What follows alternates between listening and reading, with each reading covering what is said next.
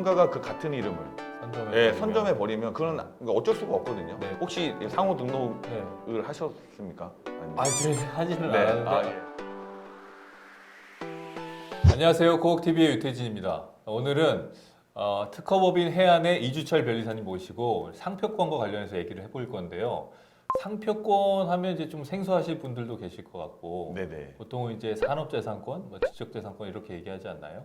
네, 맞습니다. 그 말씀하신 산업재산권은 산업재산권 안에 특허권, 상표권, 그다음 디자인권, 실용시장권, 네, 이렇게 있습니다. 그 중에서는 이제 상표권, 그 부분을 말씀하시는 포함되는 거죠. 네네. 상표권이라고 하면 일단 어떤 의미가 있어요? 그래서 이제 뭐 상표다라고 딱 들으면 네. 많은 분들이 뭐 삼성 로고도 생각하실 것 같고요. 네. LG의 그 마크가 생각도 나시기도 할 거고요. 네.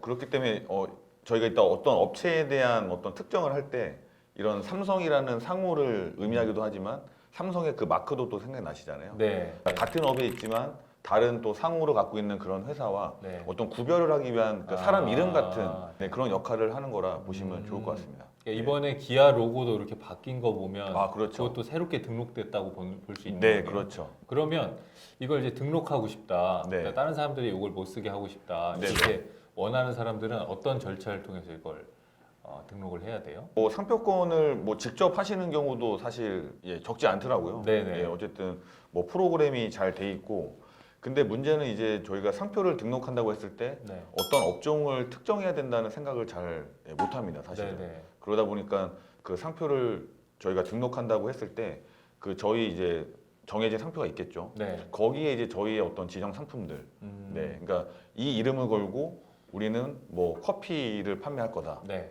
아니면 뭐 자동차를 판매할 거다. 이런 것을 할 것이다라는 걸 같이 특정을 하고 신청을 해야 됩니다. 직접 할 수도 있는데 요즘 모바일로도 된다고 들었는데. 예, 맞습니다. 스마트폰으로. 네. 아무튼 특허청에서는 굉장히 출원인들을 위한 그 보다 나은 서비스를 계속 제공해주고 있는데, 그렇죠. 좀 비대면 시대이기도 해서 네. 그러니까 모바일로도 이제 다 가능합니다. 그래서 그런 어떤 절차적인 부분은 사실 굉장히 좀 편해졌고요. 근데 그 안에 들어갈 내용들에 대해서는 꼭 이제 전문가와 그렇죠. 그게 그 준비 과정이 어렵기 때문에 대부분 대리인 통해서 하는 거잖아요. 네, 그렇습니다. 그렇죠. 네네네. 대부분이 그래서 직접 하는 경우가 많지는 않은 것 같더라고요. 할 수는 있지만. 네네. 제가 듣기로 상표 등록이 있고, 혹은 이제 상호 등록이 있는 것도 알고 있거든요. 네네네. 어떤 차이가 있어요? 네, 그래서 이제 상호는 저희가 이제 법인 설립하시고 등기소에서 상호 등록이라는 절차가 있습니다.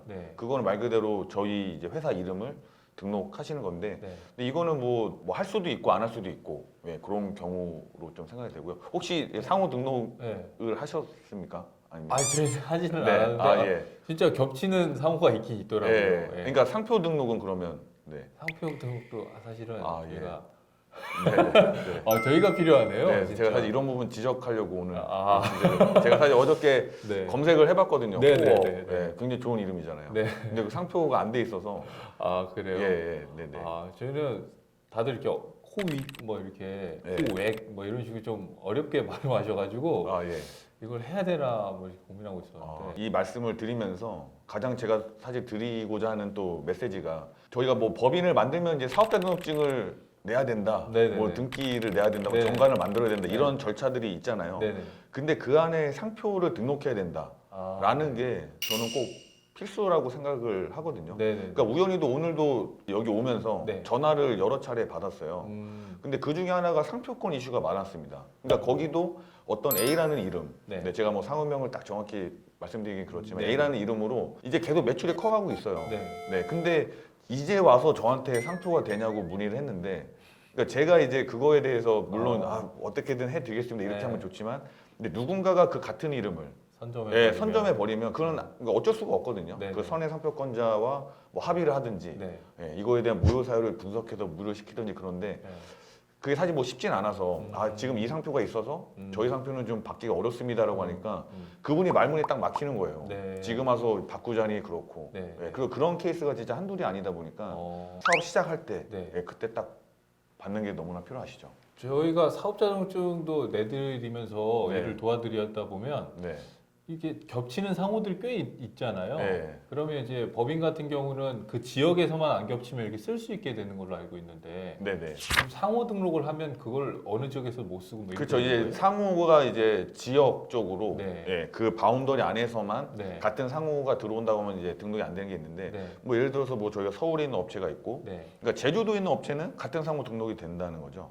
근데 네. 상표권이라고 하면 네. 어차피 국내 네. 네. 예, 전체 효력이 있다 보니까 그렇죠. 예, 서울에 있는 업체든 제주도에 있는 업체든 네. 예, 저희가 상표권 받은 거랑 동일한 상표를 쓴다면 다 음. 지역에 상관없이 제재를 할 수가 있어서 네네. 네, 그 어느 지역의 바운더리 두는 상호보다는 예, 당연히 또 좋을 것 같습니다. 아 그렇군요.